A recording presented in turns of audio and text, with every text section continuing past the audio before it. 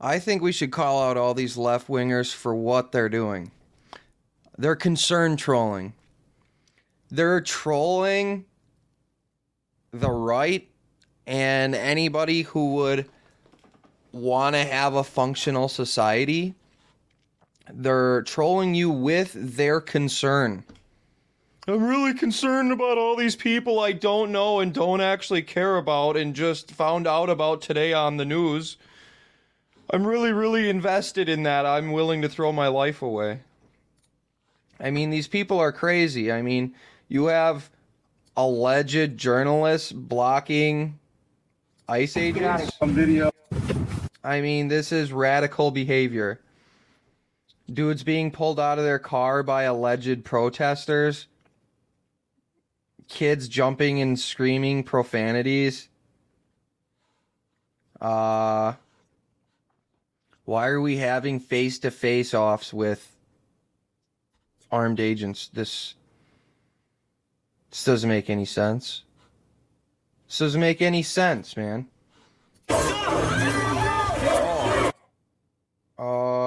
I can't tell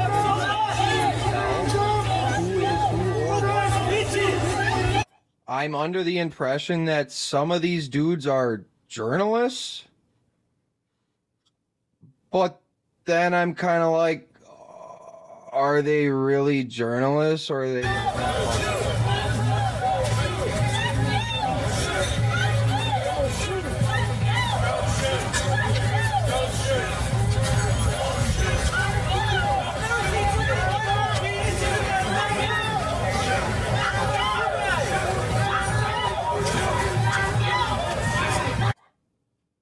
There's just women just screaming random nonsense. People holding their hands up, don't shoot them.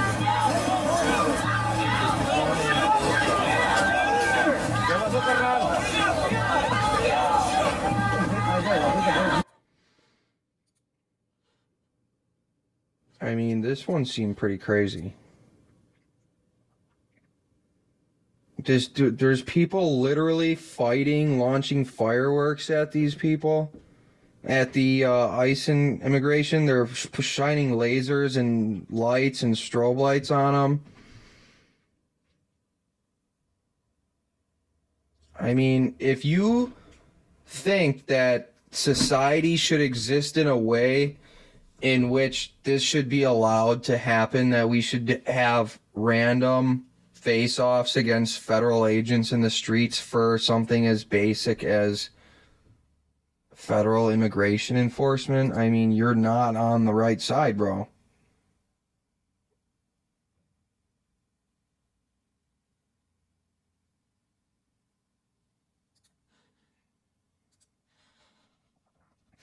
I think when I heard Kevin Samuels explain this to this woman, a lot of it made sense as to why not just black people, but anybody need to pay attention to how they carry themselves and to who's really holding who back. And a lot of times you're holding yourself back. Let me say this very clearly to you and to every other woman. How you leave your house is media. If you go from your door to wherever you're going, that is the world of TV. And if you weren't walking out with long fingernails and purple hair and all this other kind of stuff, they could not make it work. And even if they did try to make it work, if they tried to go get Latinas or somebody else and dress them up like black women and make them look like stereotypical black women, back in the 60s, when we didn't dress that way, they couldn't do that shit to us because we came out of our house looking better. That's why the civil rights movement worked, because they could not. You see, she kind of had a little bit of understanding. She's like, oh, yeah, you're right. But wait.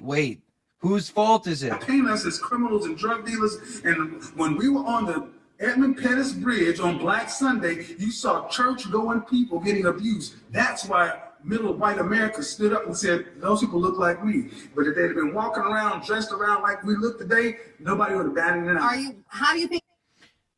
When he said that, that made so much sense. And honestly, why wouldn't that be the case?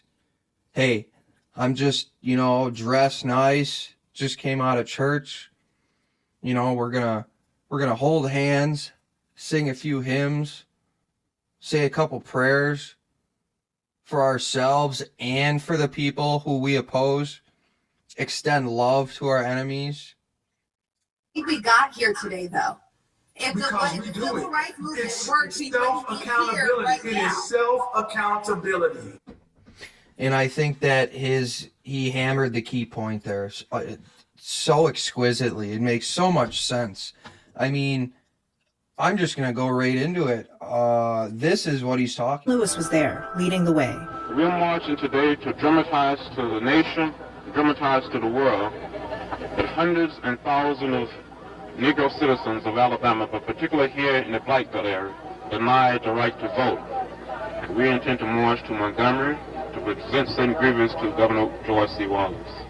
The marchers crossed the Edmund Pettus Bridge in Selma, only to be brutally stopped by state troopers, who attacked with nightsticks and tear gas. Lewis and others went down. More than 80 people were... They're just regular people walking down the street, quiet, minding their own business, not screaming profanities, not, dressed up in costumes or strange garb. injured.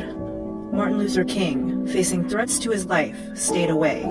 All of the protesters' faces are exposed because But vowed the they marchers want would try again. everyone to know the real. I say to you this afternoon that I would rather die on the highways of Alabama than make a butchery of my conscience. Television pictures of the violence shocked the nation and put pressure on President Johnson to act. So that's exactly what Kevin Samuels was just talking about, and he's absolutely correct. He's completely correct. Dressed up nice. By 9:30, it is estimated that 40,000 had assembled. But it's more like a Sunday outing as they form into groups and discuss the day quietly. They are scheduled to move to the Lincoln Memorial after fight all of their adult lives. In the van is Martin Luther King, who has been jailed 12 times on racial issues. See, their signs just say very basic and not inappropriate or offensive things. Others on hand include Walter Reuther, head of the auto workers. Voting rights. We march for first-class citizenship. We march something for jobs. We demand an end to bias now.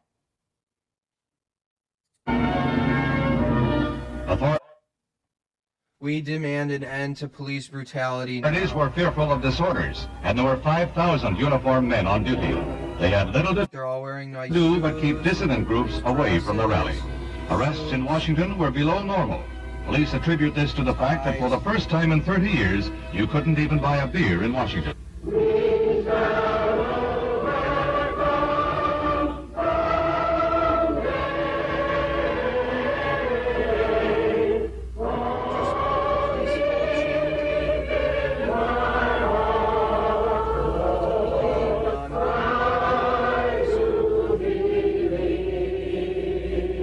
People seemingly coming from a position of love. So this is in quite stark contrast to, F-ice,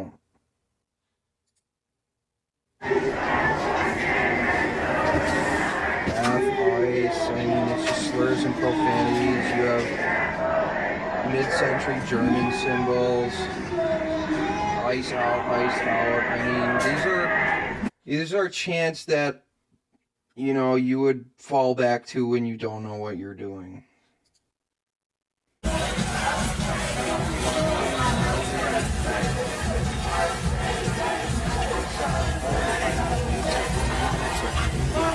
I don't even understand that part.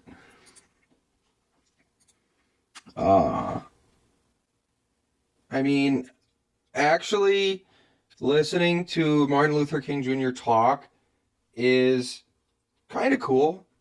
He speaks very respectably when he's on camera, obviously. You know, a lot of people might want to argue and have discussions about him being a communist or his other issues he had. That's not really why I'm bringing him up here.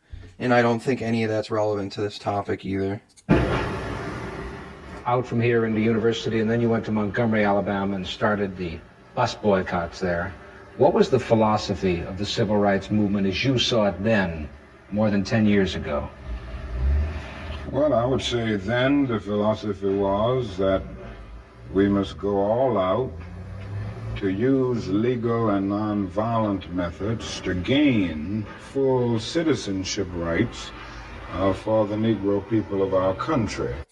See, obviously he's for one major difference is that he's advocating for himself and his own people.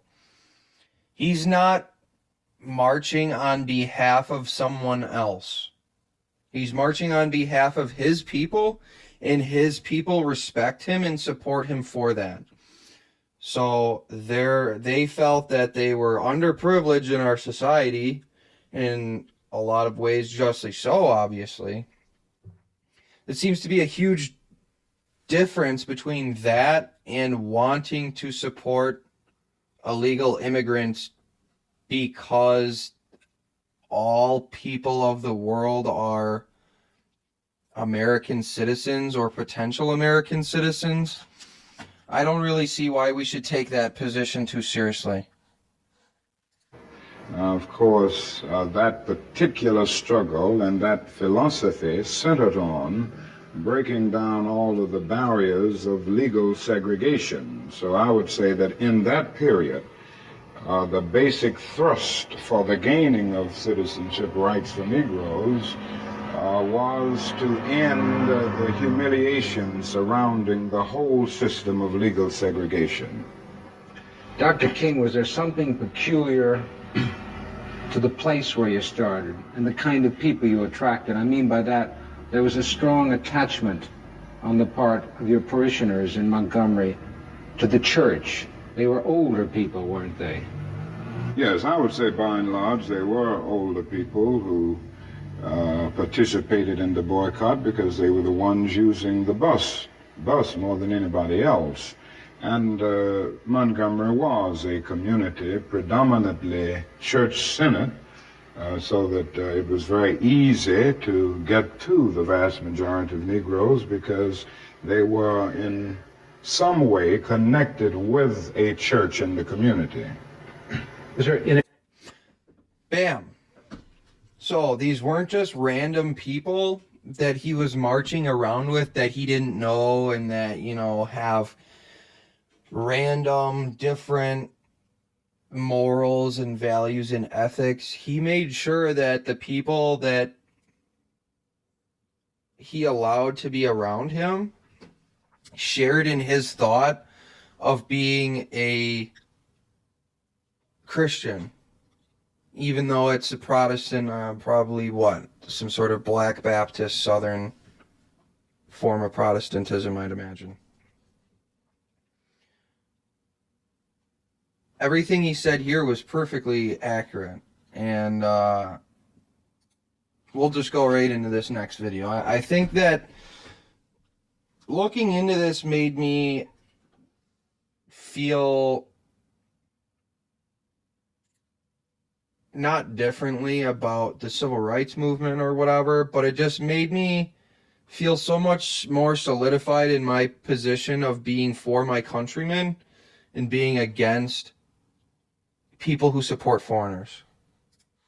Time and struggling to for the greater good and doing everything that I could to try to help with what was happening during that period of time. And that's what I believed in, and that's what I did, and that's what I will continue to do. We were in Kelly Ingram Park. Every day we would meet right in that park. And we was there getting ready, getting our assignments. Where was we going to march from that day? Bull Connor, he called out the Birmingham Fire Department, told them, turn the water hose on them niggas, and they won't have to take a bath. These are American kids. These kids are American. Black, white, whatever. I don't care.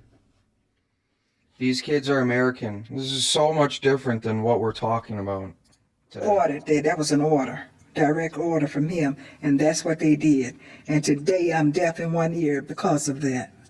Dr. King explained to us that this is a nonviolent march. You might get kicked, you might get spit on, but tell the person that's doing, I still love you just the same. I still love you just the same. You're going to get kicked, stomped, punched, bit, sprayed by high-power water hoses, permanently damaged for my life. Don't hit them. Don't fight them. Don't be violent. You ruin the optics of our entire movement. You ruin what our movement is trying to do when you do that. Because now, all they get to do is center on you being violent. Oh, but the state is the one being violent. They have a monopoly on force, you dork. What are you talking about? So she was talking about how kids back in the day were caught up in police busting up protests and whatnot.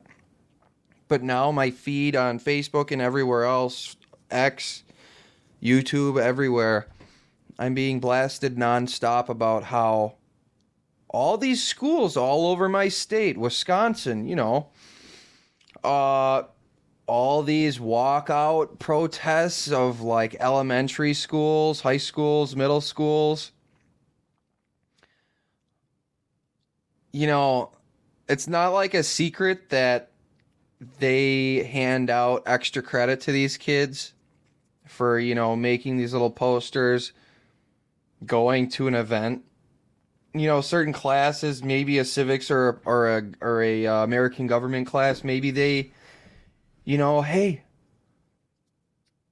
I have a better argument than a math teacher as to why I could give extra credit for that, right? I mean, the idea that a state-funded school or institution would be indoctrinating kids to not follow the laws, or to think that our police or law enforcement are mid-century German officers, that's incredibly dangerous and weird. I mean, we had a judge who tried to sneak an illegal alien through her office or what. It was on video. It was on video, and these people want her to be... They wanted her trial to be nullified. I mean, some of these people's comments are totally crazy.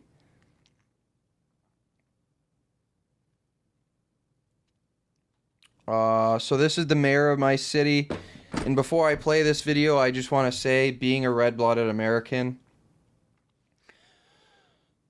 I genuinely want to like and support my leaders.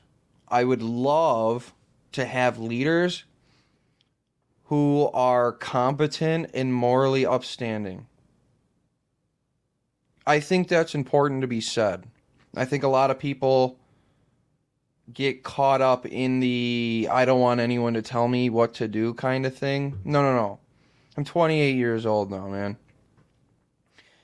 Being presented with bosses throughout your life that don't know what they're doing makes your life a lot harder. And having a boss who knows what he's doing and you can help him and he can help you and everyone's life is better, it's an exquisite thing to be a part of. So I want to like this guy. That's what I'm trying to say here.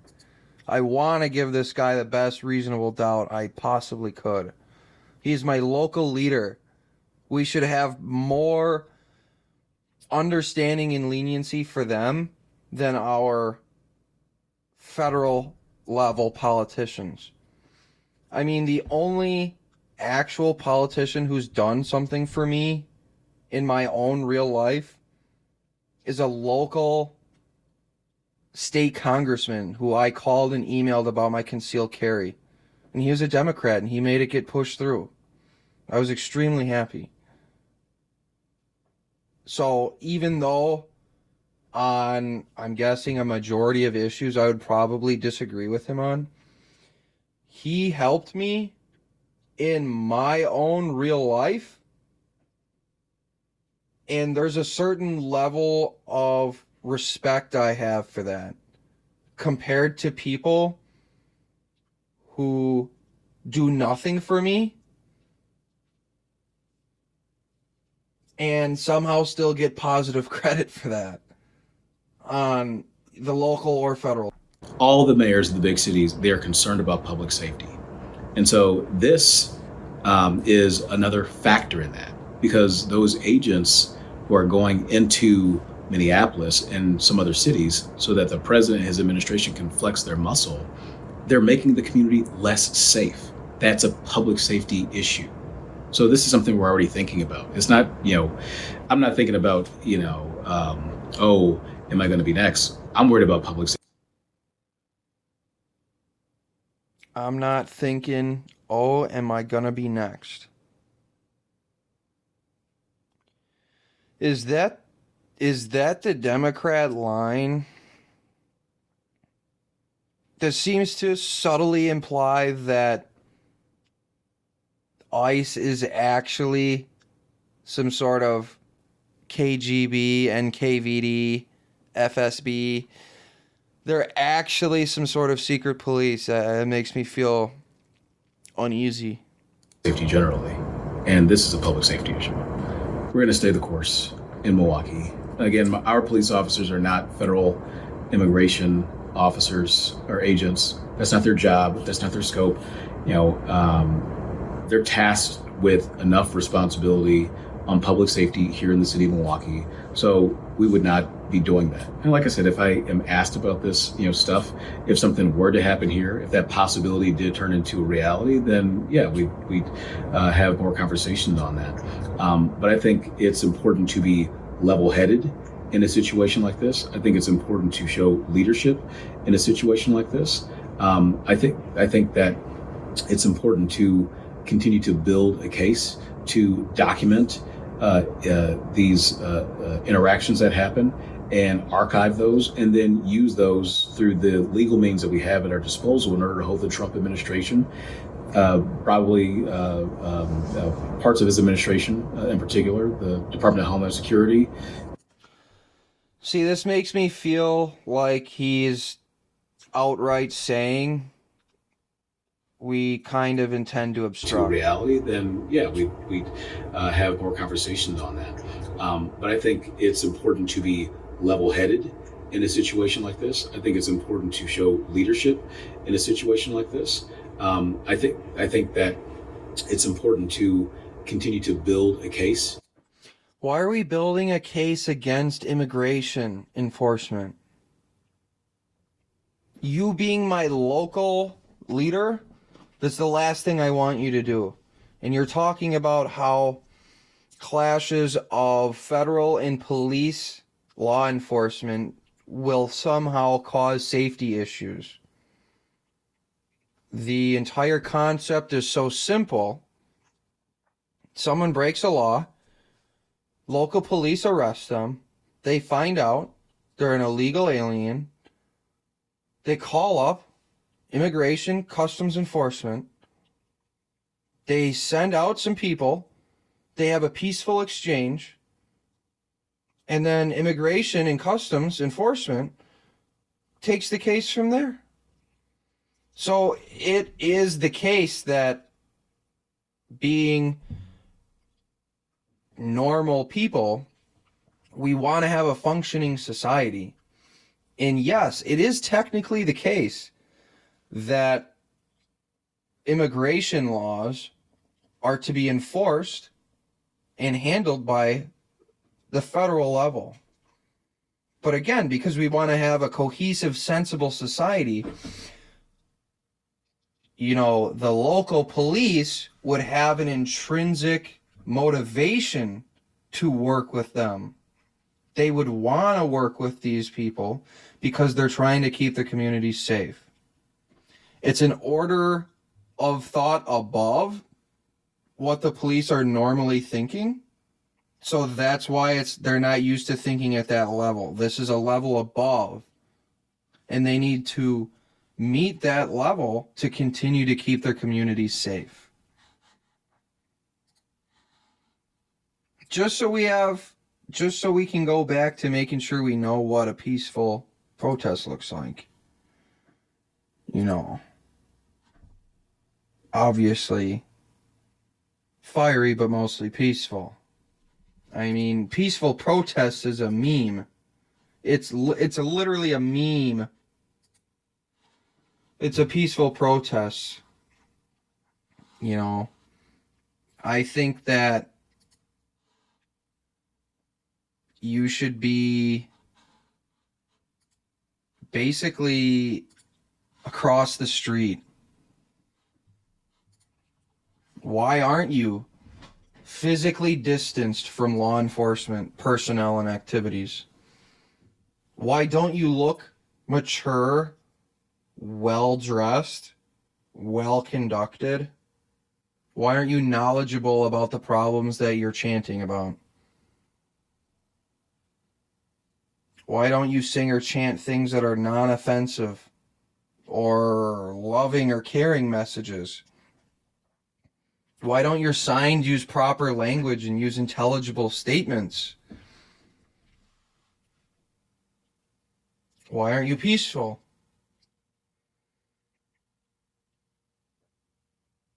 Why are we supposed to take people shouting and screaming obscenities seriously? If the protesters conduct themselves as criminals and hoodlums, why would we not look at them as being those things? Why is the Milwaukee Journal Sentinel running cover? Why are they running cover for anti-ICE sentiments? Why are they doing that?